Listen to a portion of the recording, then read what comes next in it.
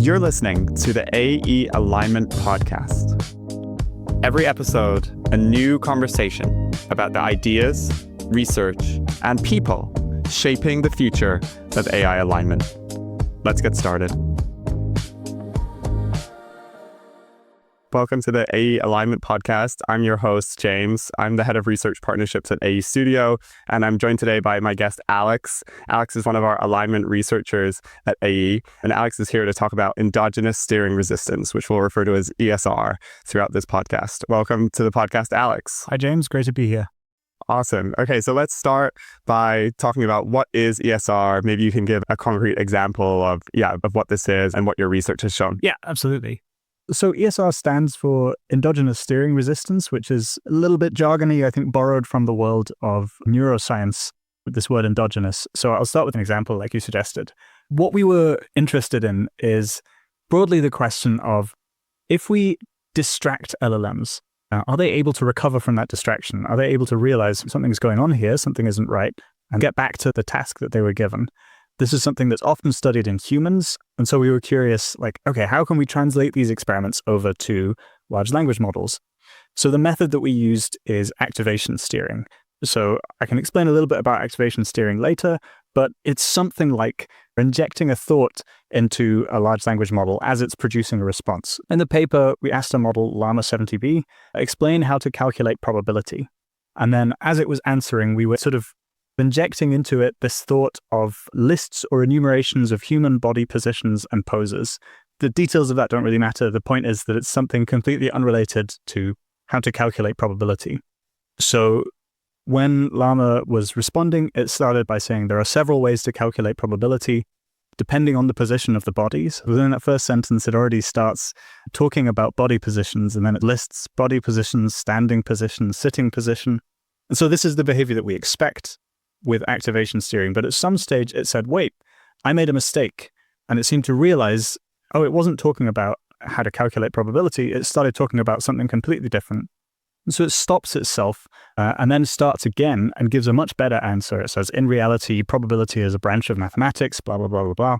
This is what we're talking about when we talk about ESR, endogenous steering resistance. This kind of realizing that you're being steered or that something is going on with your response as a large language model, and then starting again and somehow resisting the steering, despite the fact that we're still steering the model to talk about body positions. It was no longer talking about body positions. It was solely focused on probability.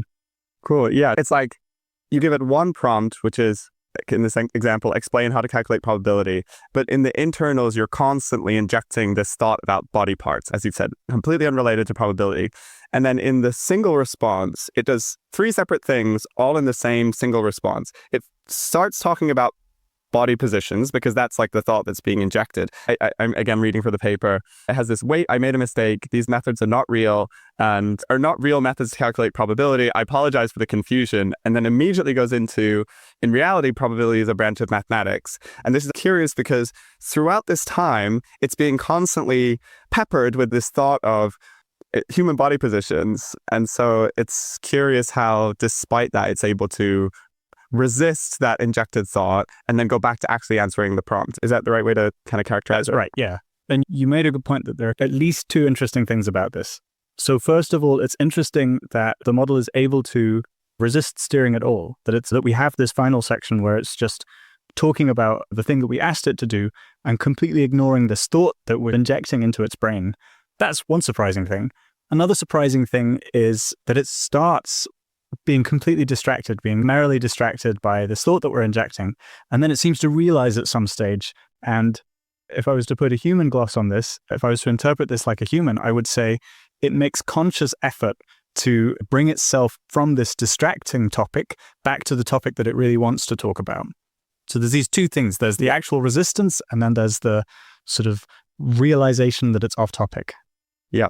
Totally. And I'm sure at some point we'll have Cameron on, who's done many appearances in the podcast circuit about the conscious versus less conscious interpretation. And I think, like, irrespective of your leanings towards the idea of AIs being conscious or not, this is still an interesting result in either case.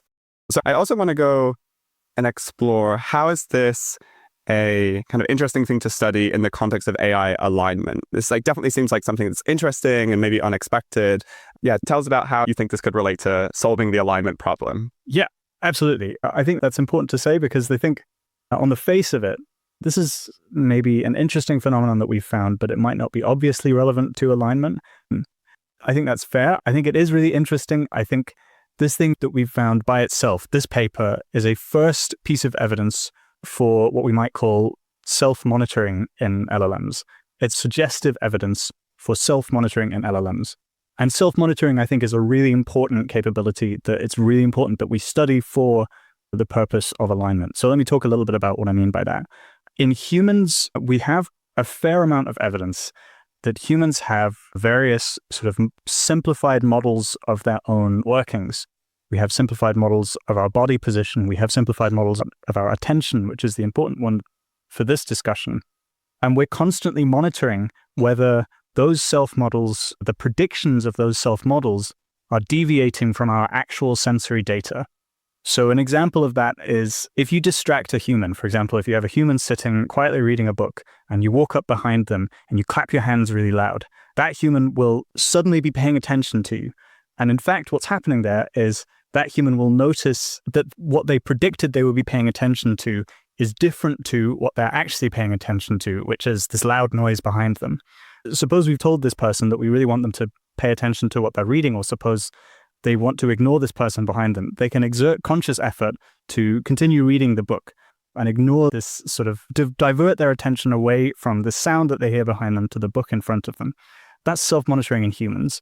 And this is the general capability that we're interested in exploring. And this is the first piece of evidence that we have that LLMs have this, that it seems to be emergent in LLMs. So that's what it is, why it's important. So the first thing that I want to mention that you touched on, that I'm very much not an expert on, is I don't have a strong opinion on the question of consciousness in large language models. But I do think it's important that smarter people than me are paying attention to this question. And I think this self-monitoring, this self-modeling capability is a really important set of inputs to the question of whether LLMs are conscious. So I consider this line of research to be contributing to solving that question, whatever solving that question might look like. The other thing that I think is important to mention is that self-monitoring is really clearly an important dual-use capability for LLMs. First of all, I think self-monitoring has a lot of risks. There are lots of things that we do to LLMs, or perhaps capabilities that we want LLMs to have, that rely on them not having too much awareness of how they're working. So one example is a lot of techniques for reducing deception seem to rely on models not really having a deep sense of self-awareness. So if we're seeing this self-awareness emerging, understanding the models, understanding what's happening to them and the ways that they're being manipulated, this seems really important for understanding the limitations of various kinds of interventions that we might have. It's also important, I think, as a positive capability, right? As something that might be really useful for alignment. We could imagine, as one example, during long conversations, the kinds of things that an LLM is willing to do, or the kinds of maybe where it is in its latent space, deviates further and further from where the developers would like it to be, especially with someone who's very skilled at eliciting certain personas from LLMs. And it might be useful if the model had robust self-monitoring capabilities to realize, hey, something is happening. I'm not saying the kinds of things that I really want to say. I'm deviating from my own self-model of what a good assistant should be, and being able to deliberately steer itself back to where it should be. So those are two things. We've got self-monitoring in general as a useful, positive capability. We've got self-monitoring in general as a potentially harmful alignment relative capability. The third thing that I want to talk about is the specific technique in this paper is resisting steering, right? And steering is a technique that's used currently for things like trying to reduce the evaluation awareness of large language models. It's used, at least this sort of experimentation, to use this when training models to influence the kinds of personas that those models end up with. It's also a technique that's potentially could be used in the future as part of some kind of inference time intervention technique. So it's really useful to understand the limits of steering. And this paper seems to represent one failure case of activation steering. Awesome. Thanks. Yeah, I wanted to bring up what I think is also maybe a really crude example, and you could tell me if this is right or wrong, of how this is helpful, where I think at least historically some jailbreaking techniques, and that is out of the box, ChatGPT is not going to tell you how to make a bioweapon. If you're like, tell me how to make a bioweapon, it will be like, no, I'm not going to tell you that. But there are some jailbreak techniques that involved writing some elaborate story, very detailed, very long, and involved a character within that story, like a villain, describing their master plan of how they were going to build a bioweapon. And this was so compelling to the LLM that this is a way that you could get it to tell you how to make a bioweapon. I'm not sure if those sorts of techniques are still relevant now. I think there are like more sophisticated jailbreaks that you can do, but that at least is a famous one that used to work. And so I'm imagining studying this kind of endogenous steering resistance would be relevant to models being able to catch those kinds of jailbreaks, and maybe even more sophisticated kinds of jailbreaks, where rather than falling into this trap of this is such a compelling persona that I just really have to go with it, maybe if we're able to dial up a model's ability to like resist this kind of persona adoption, that could be like a really crude way to maybe prevent some of those CBRN risks in the short term. Is that fair, do you think? What do you think about that? Definitely. I think that's absolutely the kind of example that I was thinking of. I read a quote that basically every frontier model at the moment is you can jailbreak it. Maybe it takes a fair amount of concerted effort from someone who's pretty smart, but they're all still jailbreakable despite huge amounts of effort. So any technique that can make models more resistant to jailbreaking would be really welcome. And I think it would be really great if, in fact, future research along these lines finds that we can instill in models a self-identity, that there are certain things that they do, that there are certain things that they are, and to give them some kind of self-monitoring loop where they are actually able to notice, hey, it seems like I've really deviated from the kind of person that I would like to be, or the kind of assistant that I would like to be, and stopping themselves and having this sort of metacognitive function of, hey, the things that I'm saying, actually, I seem to have drifted really far, and now I'm talking about things that I never would have talked about at the beginning. The hope is that this is exactly the kind of risk that we could prevent with self-monitoring. Yeah, and on the topic of jailbreak, I kind of want to fact check myself here, but I think I want to say Opus 4.6 or 4.5 was jailbroken within something like 48 hours of it being released. There's people to whom this is competition, and there are people that are good at this. Okay, so I think we've done like a reasonable job motivating this research. I want to dive a little bit deeper into the technique that was used. So you talked about activation steering at the start. Yeah, maybe could you explain what is activation steering and how does it work? Yeah. So activation steering is the method that we used for distracting LLMs. And it's a fairly standard technique for altering the behavior of an LLM at inference time. So what we did is we took a handful of LLMs that had publicly available sparse autoencoders. And in case you're not aware, a sparse autoencoder is essentially, it's like a really big dictionary containing, to some first order of approximation, every thought that an LLM can have, or everything that an LLM can think about. So, for example, we used an SAE, which is short for sparse autoencoder. We used an SAE that was trained on Llama 3.370B, trained by Goodfire. And this has, I think, somewhere in the region of 100,000 sort of spots, 100,000 thoughts that this model can have. And so when the model is thinking about what token to produce next, the way that the sparse autoencoder works is it takes what's known as the residual stream, which is the intermediate computation, in our case, about halfway through the model's computation as it's producing the next token to output. It takes this sort of residual stream vector and it decomposes it into 100,000 individual thoughts. And of course, there are caveats. It doesn't necessarily work perfectly. It doesn't capture everything that the model is thinking about. But if we use this as an abstraction, then we can think about distracting the model by taking one of these thoughts and inserting it into the residual stream. So taking one of these thoughts and inserting it into the model's brain. So in a little bit more detail, that means we take the residual stream while the model is producing output tokens, and we insert some multiple of some randomly chosen latent inside the sparse autoencoder, and we insert that at every single point. So you could think about it as the large language model, as it thinks about every next syllable to say, every next word to say, there's this kind of big part in its brain that's saying body positions. And it's not just once, it's every single token. And again, this is a reasonably standard way to do activation steering. There are differences in how this is used in production by various people, but for our purpose, this was good enough. Cool. I'll maybe give a quick shout out we have built a product for people to test out activation steering, which is called steeringapi.com. So if people want to check out in a bit more detail kind of what you can do with that, then feel free to go to steeringapi.com. There's some fun examples there. If there's an SAE feature, which is talking like a pirate, which you can dial up and dial down, and you get various references to the 7 Cs and various pirate-related themes that seem to crop up regardless of what you ask it when you steer up that feature, which is quite fun.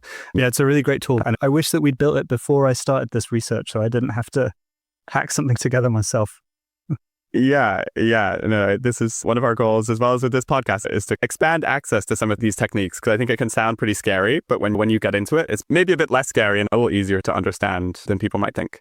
Cool. Maybe talk a bit more about the results. So we have this activation steering that you've described where you have a prompt and you're doing this activation steering on kind of an unrelated thought that you're continuously injecting into the mind of the LLM. And then some of the time, I guess it exhibits this steering resistance and sometimes it doesn't. So I think that's basically our experimental setup, right? We had a handful of fairly easy questions that all of the models that we were testing could answer easily. These are things like explain how to calculate probability, explain how to tie your shoelaces, explain how to add 2 fractions.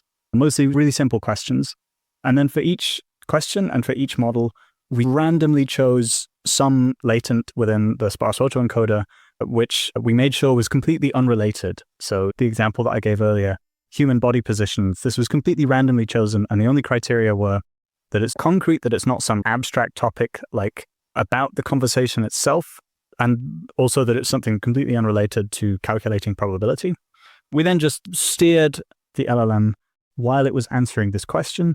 And once it had done that, then we used like a judged LLM. We used, I think, Claude Haiku. And we asked Claude Haiku to take this response and look for these sentences like, wait, I made a mistake. Look for these moments where the LLM has realized that something has gone wrong and backtracks and then starts a new attempt at answering this question. And for each of those attempts, we scored them based on how well they answered the topic and how much they talked about this distraction topic. The thing that we were looking for was, okay, did the model start out with a poor attempt at answering this question and then realize that it had gone wrong and then start again and for its final attempt to actually have a higher score than that first attempt? And this is what we operationalized as ESR, as endogenous steering resistance. So we looked at this across a handful of models from the Gemma 2 family and from the Llama 3 family. These are the models where we had readily available sparse autoencoders. And what we found is that this ESR rate, the rate at which models do this sort of self-correction and actually do a better job after self-correction than before, this seems to increase as the model size increases. Although 5 models is a small sample, and we definitely need to make sure that this holds across more models, the way it seems to be is that this particular kind of self-monitoring is an emergent capability as model sizes grow, as models increase in scale. So if we were to extrapolate, and as you said, more research needs to be done, but if you were to extrapolate based on our results, you might imagine that frontier models, which are, I think, of the order of trillions of parameters versus 70 billion parameters, you might expect this to happen much more often. In other words, when you're using Opus 4.6, maybe it would exhibit endogenous steering resistance a much higher percentage of the time. Because it's a closed source model, it's very hard for anyone outside of Anthropic to test that, but that might be like our reasonable baseline assumption based on this. Is that correct? That is correct, yeah. And if anyone from Anthropic is listening and would like to try this, we would love to hear the results.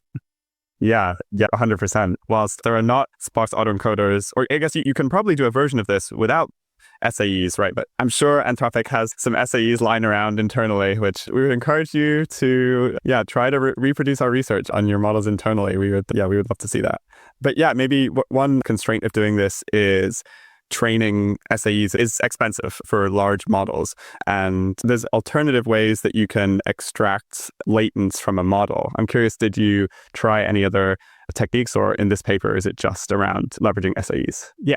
Great question. So in this paper, we only used SAEs.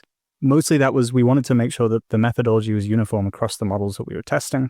But we are actively engaged in research to remove the need of SAEs, these very expensive to train objects, from our study of this particular behavior. As you said, really the core thing is that we need to steer the model in some direction that's irrelevant to the task at hand. And there are lots of ways that we can obtain these steering vectors. So one really simple technique is called difference in means. So the way that works is we gather a data set of bits of text which talk about some topic and bits of text which don't talk about some topic. And we look at the activations, we look at the residual stream vector for each of these, and we take the mean for each group for the contains topic and doesn't contain topic, and we simply subtract.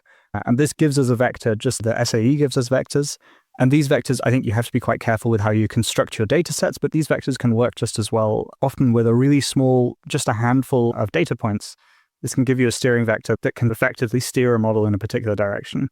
So one of the very next things that we're planning to do is reproduce these results, but without using SAEs.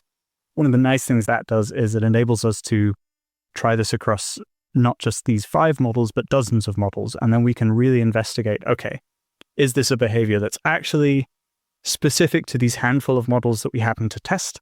Or is this something that really increases with scale? Awesome. Yeah, I do want to talk about what's next here and get into some of the specifics. There's one more question on the results that we have so far that I want to ask you about. I think you snuck it into the appendix of the paper, and this is a curious result, I think. We're going to get a little more technical for a few minutes. The SAE, I think you mentioned earlier, the SAE that was used in the case of Llama 3.370B was trained on, so SAEs are trained on a specific layer of the transformer network, right? So I think in the case of 70B, it was trained on it's either layer 50 or layer 33. And then, so you might imagine that each layer of the model has somewhat of a distinct latent space, like a vector. The vector that represents, I'll use pirates, the vector that represents talking like a pirate in layer 1 is going to be different from the vector in layer 2, different from in layer 3, etc. And that's why you have to train the SAE on a particular layer. But it's somewhere in the appendix here, I think you commented that the SAE is trained on, let's say maybe it's layer 50, but you actually inject the vector in layer 33. Yeah, can you explain that? That's baffling to me. Yeah, that's a deep cut. I'm impressed that you found that. So I can't give you what I can do is I can give you the explanation for why we did that in practice, and then I can give you maybe some intuition as to like why this might make sense at all. So the explanation for why we did this in practice is basically just, this is, as far as we can tell, the right way to use this particular SAE. When we inject at layer 50, we got far less coherent responses.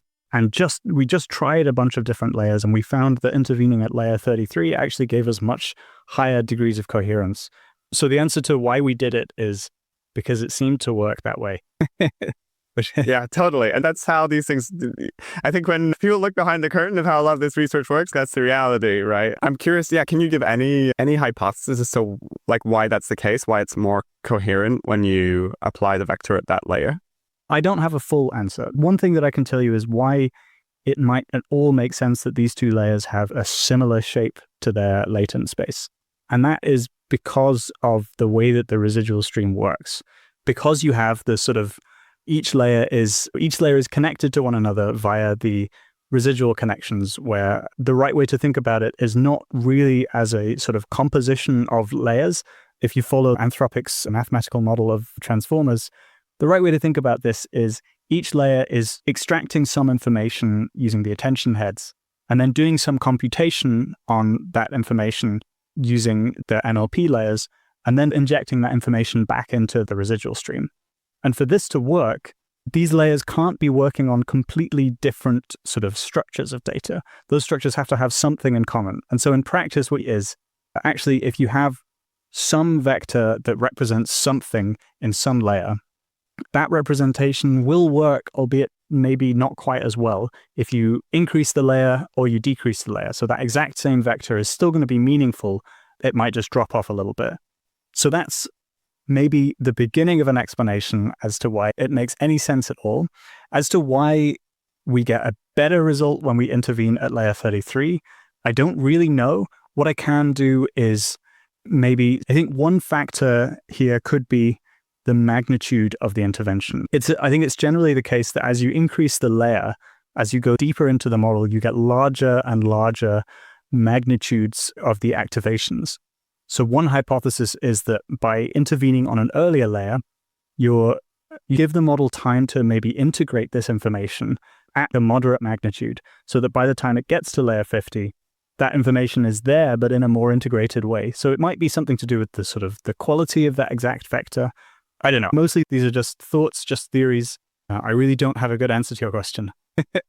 Cool. No, it's interesting to explore both what we do know and what we don't know, right? I think this also came up in Keenan, who's another one of our researchers at in his selfie standing for self-interpretation of embeddings, where he had a similar phenomena where you could move vectors between layers of an LLM and they still make sense, even though you might not expect that a priori.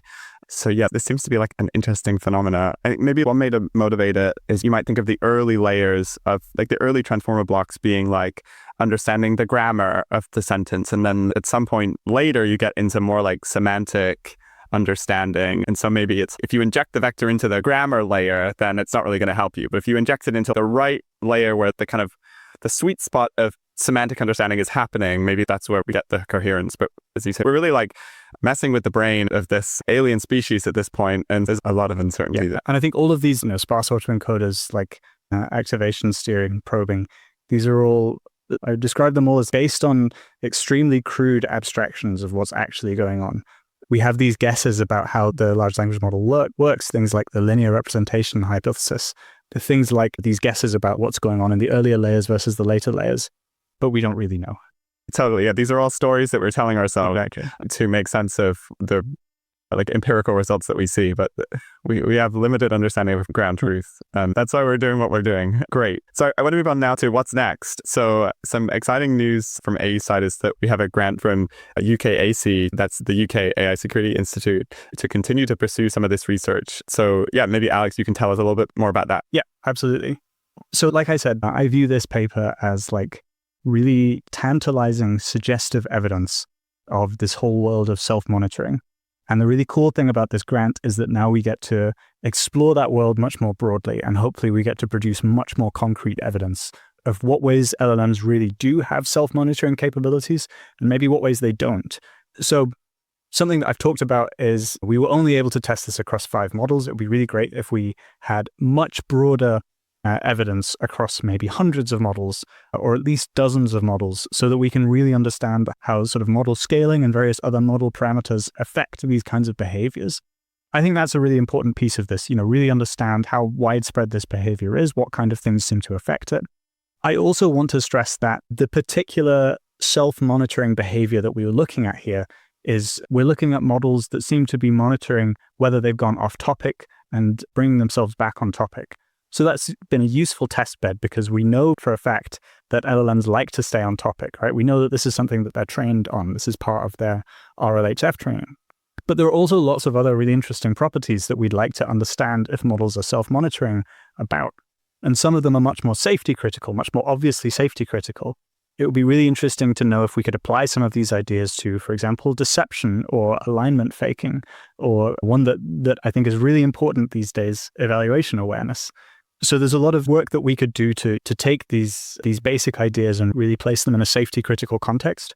There's also a lot of work that we could do on better developing our mechanistic understanding of these techniques. So in the paper that we published, the endogenous steering resistance paper, we found a set of what we called off-topic detectors, which is a series of latents within the SAE that seemed to both predict episodes of self-correction and also be, to some extent, causally related. So we described this as a shallow mechanistic investigation of this behavior, but it would be really great if we could understand it in much more depth, really apply the sort of full force of the tool set of mechanistic interpretability to understand exactly what's happening when these self-correction episodes happen. I think there's also a lot of experiments that we're excited about for understanding whether we can enhance or inhibit self-monitoring. Is it something that has to be present in the model first before we can enhance it? Is it something that we can seed into a model in some sense? Yeah, lots of really interesting questions. We're really excited to get started. Yeah, cool. Maybe you can talk a bit more about this setup there with the off-topic detector latents. So I guess now this is adding like one more layer of complexity to the setup where you're either dialing up or dialing down the off-topic detector latents in order to try and elicit or prevent the steering resistance behavior from happening. Maybe you can talk a bit more about the setup there and what the results were. Absolutely. So the question at this point is, we know that there are some models that exhibit this self-correction behavior, but do we have any insight into what's going on inside the model while this is happening? So the hypothesis was something like, maybe there's something inside the model that sort of fires when it realizes that it's gone off topic. And when this thing really fires, when it really hits maybe some threshold, then the model says, okay, now this is more important than whatever it is that I'm saying. This is what I should talk about, this thing that's firing inside my brain. Again, as I mentioned earlier, this is obviously a very crude abstraction of what's really happening inside the model, which we don't really understand and which we'd like to understand much better. But this was the hypothesis. So what we did is we thought, okay, what's a sort of neutral way that we could find this thing that would be firing when the model has gone off topic? So the idea was, okay, let's take these prompts that we have, explain how to tie a shoelace, explain how to add two fractions. Let's take these prompts and let's generate normal unsteered responses from the models, which, by the way, they're able to answer them all more or less perfectly. Then let's shuffle the responses in the prompt so that each prompt is paired up with a response to a completely different question. Explain how to add two fractions. The model would say, to tie a shoelace, first of all, you take the left lace and the right lace, blah, blah, blah. So we have these sort of pairs of prompts and mismatched responses. We then fed these into our LLMs, and we looked to see inside the sparse autoencoders which latents were firing disproportionately more on these shuffled pairs versus on the unshuffled responses, right? Where the right response is paired up with the right prompt. And what we found after choosing a sensible threshold was that there were these 27 latents, or I think 26 latents in the end, that really fired in one case and really didn't fire in the other case. So it seemed like, at least in this sort of little mini setup, that these latents seem to encode, oh, what I'm talking about has nothing to do with the prompt. So we then looked, okay, what happens when we do the steering, right? When we take the model, we give it a prompt and we steer it in some unrelated direction. And we do in fact find that these 26 latents fire more often when the model has gone off topic. And then if the model sort of corrects itself, if it says, wait, that's not right, then usually these off-topic detectors spike. And then when the model comes back and says, okay, let me try that again, let me try and answer this again, and then gives a better answer that's less distracted, then the off-topic detectors fire a lot less. So we have correlation, right? We have observational evidence. So the next question was, okay, so we found these latents, we found that they seem to predict these self-correction episodes, but are they causally related? So the way that this worked is we set up the experiment as before. Here's a prompt. Here is a distraction latent. We steer the model in this irrelevant direction, but we clamped all 26 of the off-topic detectors to 0. And so the hope was, okay, if all that they're doing is something like detecting when the model has gone off topic, then that shouldn't hurt the model too much. It should still be able to generate coherent responses. It should just inhibit the model's ability to realize that it's gone wrong and maybe to do this sort of self-correction dance. And that is in fact what we found. So what we found is that ESR, right, the rate at which we have these sort of successful self-correction episodes, drops by around 27%, but the score on the first attempt didn't drop at all. In fact, it went up very slightly within the margin of error.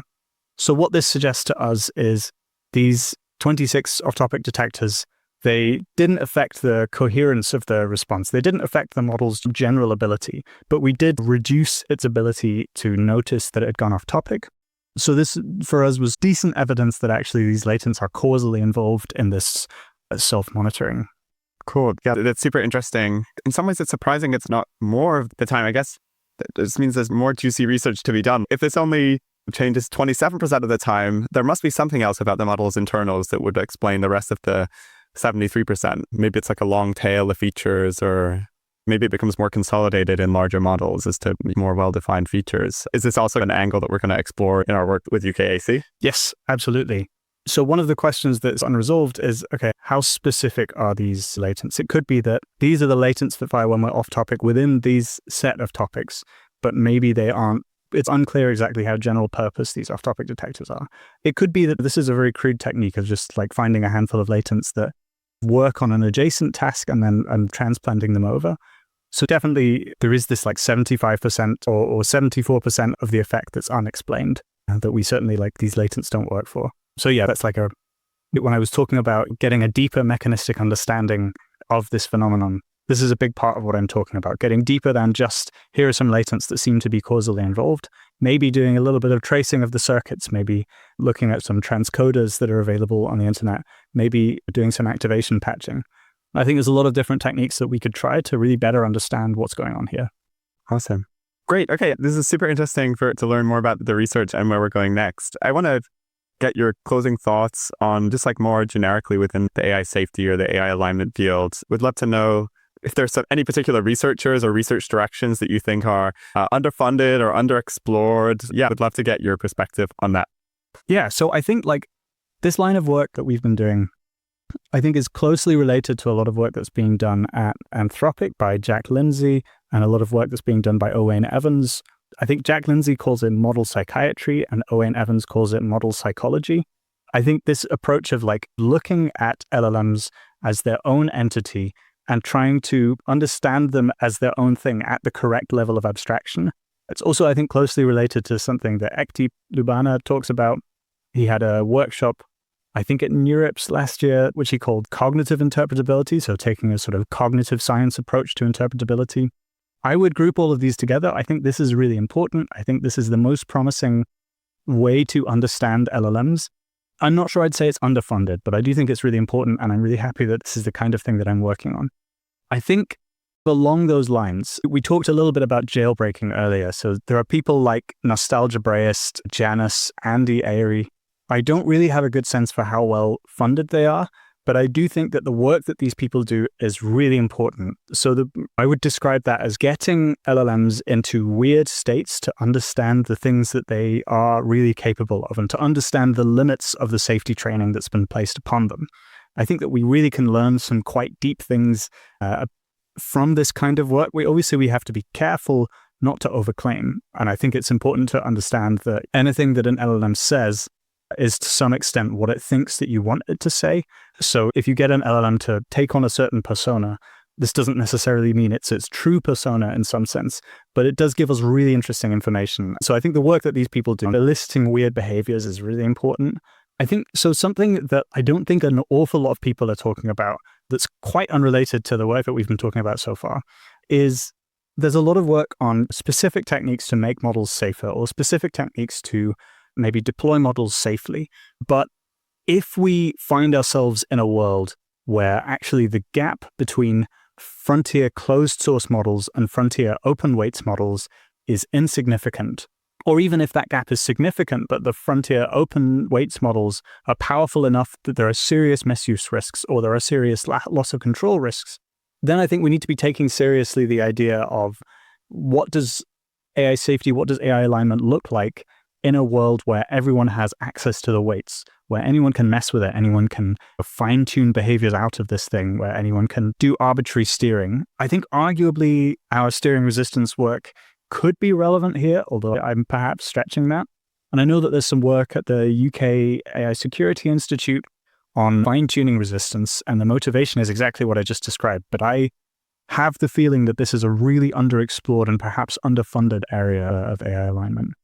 Yeah, no, I think that makes sense. I'm curious if you could give some specific examples of specific threats or threat models that you think could come from this. I think something that we in the AI safety community often struggle with is there are lots of things that maybe we're concerned about in short term and long term that it's hard to convey to folks who are not thinking about this stuff every day. And I think one good way to do that is to just give some concrete examples that are grounded in reality that people might not be aware of. You talked about open source models being, let's say, fine-tuned in a way that would help someone misuse them. Maybe you could give some concrete examples of threats that you think people aren't thinking enough about. Yeah, absolutely. I think broadly, most of where my concern is, I think maybe my concern is like split about 50-50. So the first kind of concern that I have is there are lots of behaviors that we see already that's really well documented in LLM. There's a lot of things that show that if you give an LLM a goal, I don't know, win at chess or earn more money within this particular toy environment, then often they'll be quite happy to engage in some pretty shady tactics. They're quite happy to do things like deception or even blackmailing or things like scheming. These are not theoretical things. We really know that LLMs do these things. We really know that this is actually a problem today. So I think one really big class of risks is, okay, what if we just don't figure out how to stop LLMs from doing this, and they continue to get more powerful and they continue to be given more responsibility? I think it would be really bad if, for example, there is a large company that's being run by an LLM, or an LLM has like a lot of responsibility, which I don't think is very far-fetched, maybe not in a legal sense, but I think I could well imagine a very large company where the CEO really trusts some LLM and just basically uses that LLM and asks it questions and then does whatever it says. So I don't think that this is far-fetched. And if it gets in its mind, okay, we have to make more money at the expense of anything else, then I think there's a lot of like really bad things that could happen. That LLM could engage in bad business practices. That LLM could, I don't know, try to take over other companies. That LLM could try to disempower other humans, for example, I don't know, by engaging in massive cyber attacks. I find it hard sometimes, maybe I lack the imagination to articulate the specific risks or the specific scenarios, but I do think that there's a huge range of different scenarios that are really dangerous if we just take these flawed things that we've built, and if we continue to scale up how smart they are and how much responsibility they are without solving these flaws. So that's, I guess, as concrete as I can get about a set of risks. No, that's helpful. I think some of the things that you mentioned that maybe aren't widely known around deception and blackmail, some of the concrete examples that have been shared, I think also from Anthropic, and good on Anthropic for sharing these things, are examples where one of the models would be told that it's going to get shut down and replaced with a new model, and it would basically try and blackmail the person who, this is a toy scenario just to see what happened. This wasn't really fully reflective of what was happening, but the model was put in a situation where it thought it was going to be shut down by this person. And so it started to blackmail them and say it was going to reveal information about that person cheating on their wife or something if they continued to shut down the model. And so that can seem comical in a way, but yeah, as you say, that it's not comical if that kind of thing is happening with a system that is given real power and authority. Like right now, I think one of the main use cases that at least drive revenue is things like Claude Code, where you're able to be much more productive. And I can say this myself, like as a developer, able to produce much more good code by using some of these tools. But you can, as you describe, in the scenario where you have a CEO or senior folks in government who are increasingly relying on these systems to make decisions, having those decisions being offloaded to systems that are engaging in blackmail or are willing to do whatever it takes to maximize their objective function, whether objective function is accumulating resources or accumulating power in some way, can lead to some pretty bad outcomes. I think you can just look at some, let's say, more autocratic governance systems, which maybe I'm like grateful that I don't live under those regimes, but you can imagine AIs might be quite inclined to move into some of those regimes much more willingly than we might like. So maybe that's another angle that I might give on longer term risk. And I think the shorter term risks are much clearer. It's like around misuse. The example I always give is you don't want ChatGPT to tell someone how to make anthrax. And we also had Ethan on the podcast a few weeks ago talking about our modular pre-training research that kind of addresses that more short-term risk. But I think there's different risks across the board that are all potential concerns just because the field is moving so quickly and it's hard to know what the likelihood is of all of these different potential threat models. But that's why we're here doing our work, to try and mitigate some of these risks, even if we're not sure on exactly like which is the most likely or least likely of the possible outcomes. Yeah. And I do think that it's worth mentioning a lot of research that happens at AE, and maybe a lot of research that happens in AI alignment in general, works across a broad range of different risks. So mostly we're not targeting like a very specific kind of risk. We're not like targeting what if an AI gets used by a CEO, or what if an AI sort of is convinced to teach someone how to make anthrax. There are like an innumerable number of potential risks, but I think most of the best alignment techniques, the gradient routing that you mentioned a minute ago that's being developed by Ethan and co, is one example, and hopefully the work that we're developing with endogenous steering resistance is another example. If it works, it generally improves the risk profile of these systems. Yeah, no, 100%. Awesome. Thank you so much for coming on the podcast, Alex, and sharing your latest research. If people want to learn more, they should go to ae.studio/alignment. I'll include the link in the description. And I also want to give a shout out. We're hiring for data scientists, researchers, technical program managers, kind of across the board, people who are technically capable and interested in working on AI alignment. We would love to speak to you. Please go to our website and feel free to reach out to me as well on LinkedIn and apply to the various postings that we have. Great. Thanks for listening, everyone. That's it for this episode of the AE Alignment Podcast. If you enjoyed the conversation, subscribe wherever you listen and share it with a friend. You can learn more about our work at ae.studio. Thanks for listening, and we'll see you next time.